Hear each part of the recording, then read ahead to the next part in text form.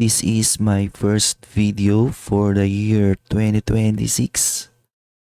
Happy New Year sa lahat, including sa lahat ng mga reklamador sa Pilipinas, pati na rin yung mga reklamador sa aking YouTube channel. Sana maganda yung taon nyo, no? Para towards the end of 2026 hindi mainit yung ulo nyo, ha?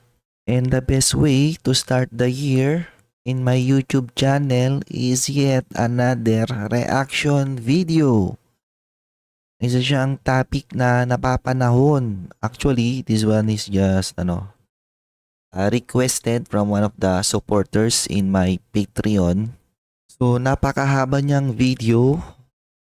So, magre-react na lang ako on different chapters dito, no? And I will share my input as a retail investor, di ba? Kasi itong nasa interview is a professional. Of course, may different input yan sa nangyayari sa Philippine stock market. So, title ng video is The Truth About the Philippine Stock Market.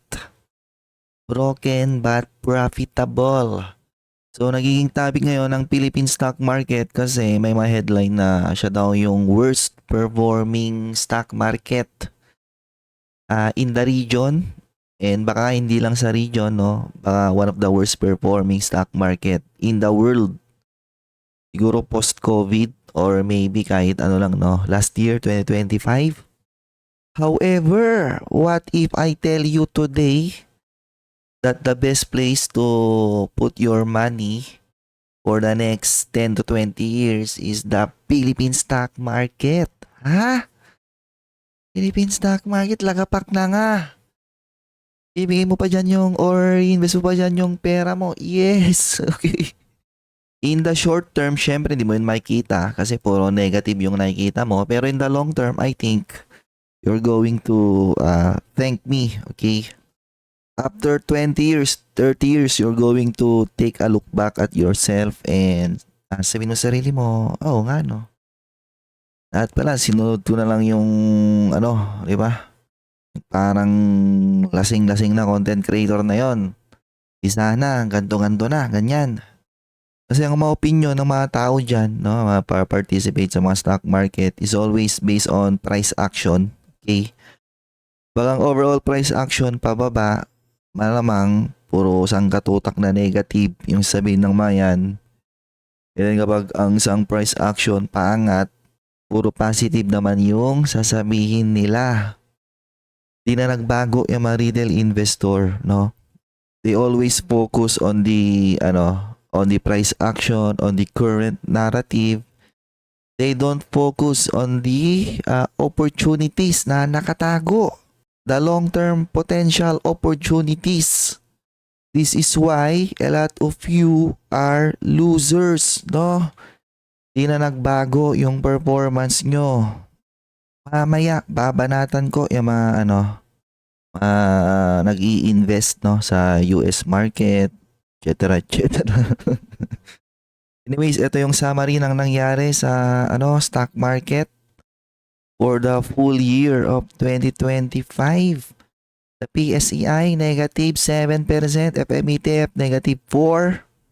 Yung aking personal dividend retirement portfolio is at 25.6%, no? So I've massively outperformed PSEI again for 2025. And then ito yung aking broker generated statement. So again, may discrepancy kami lagi in computation. I don't know why.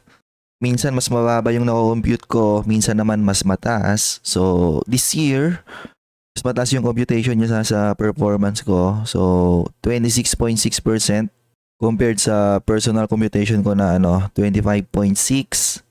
And this year, na-outperform ko yung total return S&P 500 and total return Nasdaq 100. And post-COVID, 2021 or since 2021, still in-outperform ko pa rin yung dalawa. So 229k versus 194 versus 203. And then ang nag-develop na storya last year is the emerging and international. Pero despite maganda yung performance nila last year, actually, tinatalo pa rin sila ng US market, 'di ba? In terms of total return post-COVID. So EEM 105% pero wala ditong naka-factor in na dividend. Sabihin mo ng kahit tig 2% per year eh. 2, 4, 6, 8, 10, 115 wala no. So talagang sobrang layo pa rin ng performance ng US compared to emerging. Same thing with VX US or international, kahit sabi mong tig 2% na yield per year. Plus 10, 135, wala pa rin, no? Malayong malayo sa performance ng US. And then you have the Southeast Asia, saktuan lang, not that attractive compared to US. And you have the total world, saktuhan lang din, okay? And dahil sa nangyayari ngayon sa Philippine stock market, madami ngayon yung nag-aalisan sa Philippine stock market. And magpa-participate daw sila sa US market, no? Interestingly, may headline recently na may mablinak yung yung SEC, ISP na mga mga connection sa mga international brokers. And madaming nagrereklamo, bakit daw ganito, bakit daw ganyan. Well, ang take ko doon is binibigyan na nga nila kayo ng opportunity na mag-invest sa mga opportunities yan sa stock market ng Pilipinas. Ayaw nyo pa, no? Nilalayo na nga nila kayo sa hindi tamang landas eh. And another take is that baka naman backlinose nila yan kasi madami sa inyo hindi nagbabayad ng tax, no? Hindi nyo alam, may mga gumagamit ng mga ganyang international or foreign brokers. Lahat ng gains nyo dyan, no? If I'm not mistaken, ipa-file nyo yan, di ba? Magpa-file kayo dyan ng income tax. So, baka ganun din yun. Anyways, if you want exclusive investing related contents in the Philippine stock market, check the pinned comment. And before mag-end yung 2025, may ginawa kong content write-up, The Crucible of the Market, Forging a Resilient Investment Framework. Kapag nabasa nyo to and naintindihan nyo, eventually makikita nyo yung sinasabi ko dyan. Magiging applicable yan sa Philippine stock market. And before ako mag-react sa topic na to, no? So sino ba yung ini-interview? Yan yung taga Call Financial, okay? Normally makikita nyo sa mga seminar, ganyan-ganyan. Ayan, Edmund Lee, taga Call Financial, bla bla bla. And ang hindi sinabi dito is actually taga rin yan, CTS Global. So CTS Global, which is a publicly listed company na since IPO, in my personal opinion, nag-underperform, no? Not just the stock price pero yung mismong performance ng business is based on my personal opinion is underperforming, okay? So ayan yan siya, Edmund Lee, di ba? Well, the company is profitable, no, relative to the total equity value ng company na to. I think almost insignificant yung na-generate nila profit sa ngayon, di ba? In fact, majority ng kanilang profit is nakukuha nila dun sa pinark nila sa mga passive income na asset na dapat hindi ganon kasi this company is pride itself as someone having this so-called proprietary trading and may access sila on global market. So, ba't ko binibring up to? Kasi may mga newbies dyan ng ang inspiration nila is to become a trader, di ba? Newbie, magpa-participate sila sa stock market, siguro dahil may mga napanood silang mga guru somewhere na laging profitable and na-inspire sila doon and magiging trader din sila, no? Short-term stock market participation, technical analysis, blah blah blah. So binibring up ko etong company na to let you know that trading, short-term market participation is not that easy, that even the professionals, di ba, hindi sila ganun ka-consistent, nag-struggle din sila, ganun yun. Ngayon, magkakaroon ba ng time na eventual magiging highly profitable itong business na to relative sa kanilang equity value? Na kung saan majority ng kanilang gains is coming from proprietary trading? I think so. Possible yan in the future kapag na-execute nila ng tama yung kanilang strategy. So, kailan kaya yon? Exactly, I'm not sure, but all I know is that for now, they're really struggling. Kaya kung ikaw, isang newbie na na-inspire sa mga kung sino-sinong mga guru dyan sa internet, every day may profit, every month, every year may profit, no? Binobola ka lang yan, okay? Ang goal lang yan is magbukas ka ng account mo and use the referral code, referral link. So if you're a newbie and you're going to participate in the stock market, start with a long-term mindset, di ba?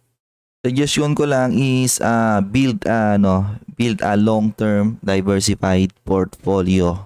Yung mga trading na yan, hayaan mo na yan sa mga professional, di ba? Kasi sila yung mas may trading tools na mas tataas yung chance nila na maging or mag-succeed on that kind of game. Huwag mo nang dagdagan yung sakit sa ulo mo and then eventually makapasama ka lang din sa mga losers. 'Di ba? The eventual losers of the Philippine stock market na na mag-quit and then after mo mag-quit, puro bash na lang din yung gagawin mo diyan sa sa internet. Tapos yung iba nakakatawa ibabash nila yung Philippine stock market keso ganto ganyan, yung regulation, yung SEC, ganto ganyan, walang protection. Tapos ang babanggitin nila ng mga stock yung mga basura na stock, no? Kung hindi ka pa naman talaga gunggong no? Yan yung problema sa inyo. Ang tatapang nyo mag-participate sa mga hinahype na stock, yung mga magagalaw na stock, and then kapag naipit kayo, lahat sisihin nyo except yung sarili nyo. Yan yung problema sa inyo.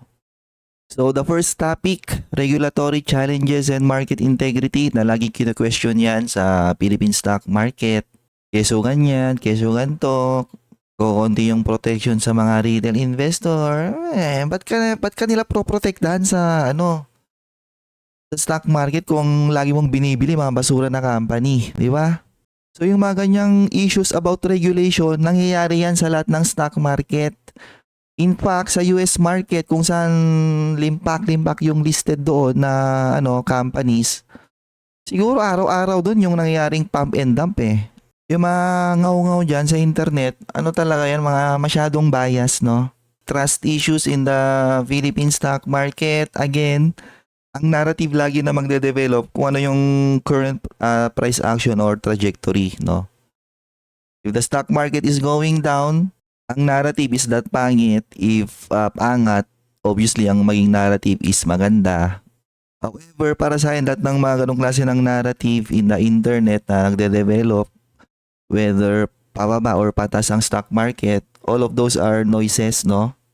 Especially na bull market, yan talaga, no? Puro noises talaga yan. And let's say nag-invest ka man on certain stock market na paangat. Kapag gano'n, lahat kayo naging genius dyan eh. Lahat ng binibili nyo, halos angat lahat eh. So dahil nakikiride ka lang sa bull market, no? Naidadamay lang yung mga stocks mo, parang feeling mo, uy, nagiging trustworthy itong stock market na to kasi nagkakagain ako eh. Hanggang sa mag-reverse yung trend, 'di ba? Doon ka na magiging basher, 'di ba? Comparative analysis, comparison between PSE versus crypto. Crypto is trash. Na yung crypto, no, nabubuhay lang yan sa speculation and narrative. Then pag nawala yung speculation and narrative, ang crypto nagcrash yan more than 50% no at a given year. So whatever the gains na meron ka ngayon on that crypto, pwede yan ma-wipe out no. Agad-agad. Ganun ng crypto kasi walang underlying value ang crypto. Nabubuhay lang yan sa mga narrative na pinapauso diyan sa internet. Na kunyari, may biglang nag-tweet, no? Sino ba yun? Yung idol nyo, si Michael Saylor. Yung idol mo si Michael Saylor, you're a freaking clown. Yun na masasabi ko. Michael Saylor is a psychopath. Hindi ka dapat nagpapaniwala dyan sa, sa taong yan. Okay? Then you have the real estate. Ano tayo, pangmayaman lang talaga yan eh, no? Diba, no? Gusto nila i-park yung pera nila on some asset, wealth preservation. Yan, mag-real estate ka. And kung gusto mo ng sakit sa ulo, yan, real estate. Then you have a topic about valuation and investment opportunity na yung dalawang ano na to, magkadikit lagi yan. Okay. So i-relate mo yan sa Philippine stock market. Valuations are low. Therefore, madaming investment opportunities. Maaaring hindi sila mag-materialize in the short term pero in the long term, di ba? As long as those companies are growing, marirealize mo lahat ng investment opportunities na binibili mo today. Okay? So, corporate buyback sa Pilipinas, wala akong nakikitang aggressive na gumawa ng corporate buybacks. This year, madaming blue chips gumagawa ng share buyback nila. Maybe, naniniwala sila na undervalued yung kanilang mga companies. But personally, in the Philippines, hindi ako fan ng gumagawa ng share buyback. Kasi nga, di naman nila ginagawa yon in an aggressive way. So, the future of the Philippine economy and AI, well, ang unang tatamaan dyan is most definitely yung BPO industry. Especially yung mga BPO na hindi naman ganun ka-demanding, di ba? Yung mga ginagawa nila. Ngayon, kailan mangyayari yon? Takal pa, di ba? Nahirapan nga mag-transition into digital economy ang Pilipinas. Singit mo ba yan? Singit mo ba yung AI na yan? Tagal pa yon, okay? So, the impact of foreign investments on local markets, malaki kasi they provide additional liquidity. They create a lot of buying and selling pressure. Na dapat yung exit ng mga foreign ngayon, lahat ginagawa mo ngayong advantage sa sarili mo eh. So sa ngayon, they create selling pressure, so that's your opportunity na pumosisyon. And then eventually, kapag nagbalikan sila, they will create buying pressure which will then create or move stock prices to go up. Doon ka na magbebenta, no? Bebentahan mo yung mga foreign investors na bumabalik. Hindi yung ngayong nagbebenta sila, nakikisabay ka, okay? So financial literacy and investor education, malaking issue yan sa Pilipinas. Una-una, hindi naman yan tinuturo sa college, di ba? Second is that kapag newbie ka and magjo-join ka on certain big groups out there in the internet, majority is promoting mga trading, short-term stock market participation. Biruin mo, newbie ka pa lang tapos trading na agad yung ginawa mo. So it creates potential losers in the stock market, and once you create losers, di na yan babalik eh. And worst case scenario, magkikwento pa yan eh. Na-try ko yan, yung stock market na yan eh. Natalo lang ako dyan eh, ganon, di ba? Na for me, the best way para dumami yung population ng investor sa Pilipinas is to create winners, okay?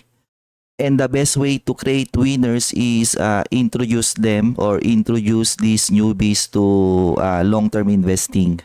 Retaining wealth and capital flight, siguro ito yung mga nag-invest na sa ibang market. Na for me, it's a big mistake. Bakit? Kasi if you are investing right now on, let's say, the US market, nakikiride ka na lang dyan sa optimism eh. Di ba? Para sa akin, hindi opportunity ang tawag doon eh. It's riding a bull market. It's just riding a wave. Ganon. Eventually, kapag nawala yung rising tide na yon, rising wave, sabi nga ni Warren Buffett, doon mo makikita yung mga mga naked na investor, yung mga walang kamuang-muang, ganon. Mga nagigitalon-talon lang, ganon. Mga na-hype lang, ganyan. Ina-hype ng mga kung sino-sino dyan, papakita nila, ito yung portfolio ko, kita nyo, puro green. Ito yung broker na ginagamit ko, use my referral code para mag-invest on US market, di ba? And pustahan yung mga ganyan, mas malaki yung investment ng mga yan sa Philippine stock market. Pinopromote lang nila yung yung US side na nilang investment portfolio kasi promote nga yan ng referral code, ganon. Para makakuha ng referral bonus. And syempre hindi nila dinidisclose yung ano eh, di ba? Yung mga fees dyan, ang tatas ng mga fees sa mga ganyan eh, mga foreign brokers. Kung talagang i-research mo yung fee structure ng mga ganyan, katakot-takot. Okay, limpak-limpak na fee yung binabayaran mo. That in the long term, lahat ng fees na yon pag nagpatong-patong, it will erode your total return. Di pa kasama doon yung double taxation. Siyempre, yung capital gains niyan, ang alam ko talaga may babayaran ka dyan eh. Ipapile mo yan eh. Di ba? So, infrastructure and economic growth, corruption and market trust na ito yung malaking issue ng Pilipinas na nag-develop last year. Eh, ganun talaga yan yung sa mga downside nga ng isang democratic na bansa, no? Hanggat tinayan mong bumoto yung mga tambay, ganyan, yung mga low income, mga matatanda na hindi nagtatrabaho, yung mga Gen Z na hindi pa nagtatrabaho, puro ngaw-ngaw na yung ginagawa sa internet, hanggat inayan mong bumoto yung mga yan, wala. Sila yung mga biktima ng ano, yung mga vote buying. Unlike kapag kunyari, boboto lang sana mga middle income, papuntang mga high income, ganun. Mahirap sulsulan yung mga yan eh, di ba?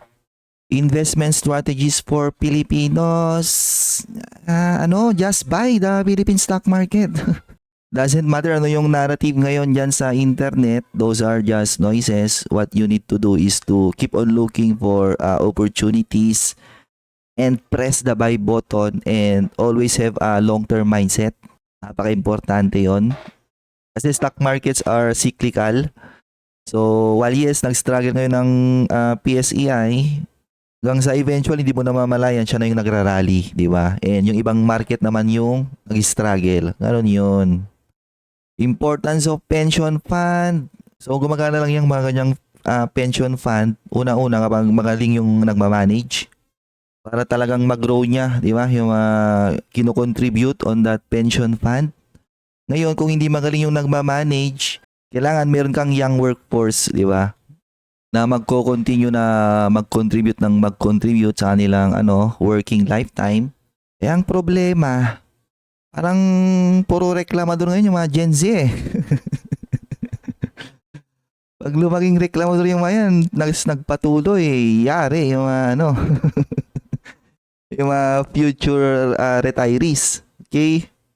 And then, is there a hope for positive change in the Philippines? Meron yan, syempre. Magkokorek yan. Ang isang gobyerno, hindi niya pwedeng inisin yung mga yung mga constituents niya. Kunyari, sa ngayon, hindi mo pwedeng inisin yung mga Pilipino. Eventually, may tipping point yan eh. Na kusang gagalaw na yung mga madaming Pilipino. And then from that point, sunod-sunod na yan. Merong magbabago dyan. Okay? Addressing energy and food security na matagal na tong issue ng Pilipinas. So yung energy, unti-unti na tong na-address eh. Padami yung nag-online na mga planta. Habang dumadami yan, eventually, eventually magmumura din yan. Di ba? Naging attractive din yung energy sector ng Pilipinas. Food security, ewan ko, no? Parang mas sindikato kasi talaga dyan. Siguro mga conglomerate, no? Yung mga big businessman kapag in-involve nila yung sarili nila more into the food security, to agriculture, ganyan. I think sila yung possible na dyan eh. Mga pagpa-eliminate mga sindikato, mga middleman, black market, bla bla bla. Bahala na sila dyan. The future of the Philippine stock market. Ako optimistic pa rin ako sa future syempre ng Philippine stock market. Especially siguro after 2028 election. Kapag hindi na under sa faction ni PBBM yung next na mamumuno. The role of education in economic development, very important. Advice for average Filipino investor. Look for opportunities, keep on buying, have a long-term mindset.